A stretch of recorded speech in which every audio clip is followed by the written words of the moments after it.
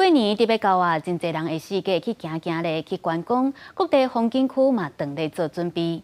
进前受到地动影响，已经封起来的台东三仙台这条大桥，2月初5过年进前嘛会带条件来开放，民众若是有机会，嘛会当去遐行行咧。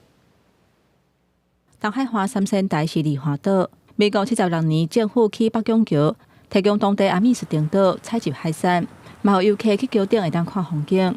不过自年918大地震了后，桥若像受损，封起来到呾。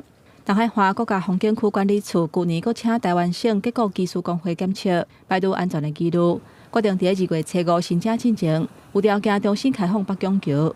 这条桥同一个时间，上侪会当徛800个人，封了，但是达到10级，就会已经先封起来。若北港桥的开放，安算会恢复过去三仙台旅游的人潮。都会发现现场其实没有所谓的倾斜位移啊，或是一个错位的变形的一个状况。那我们也会根据气象署的风力的预报，还有现场的风力的状况，我们会做预警性的封闭。如果有在这边停留，加减就是会提升消费率啊。台东的旅游人潮以休困日上介济，根据县府的统计，全县20外个风景区。去年游客总人数超过800万人次，比前一年成长7.34%。上界受欢迎的是中国地区，加起来超过200万人次。其中受到网友批评的水流向顶悬的景点有15万外人，成绩不是上歹的。人上少的是东海华水族生态研究馆。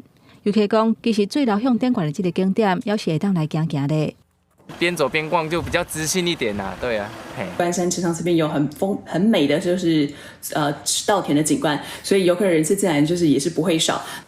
因为滨东垦丁去年受到风灾的影响，也未完全恢复，有的游客可能会转向东部。按照今年新增去台东旅游的人潮会因为安尼增加。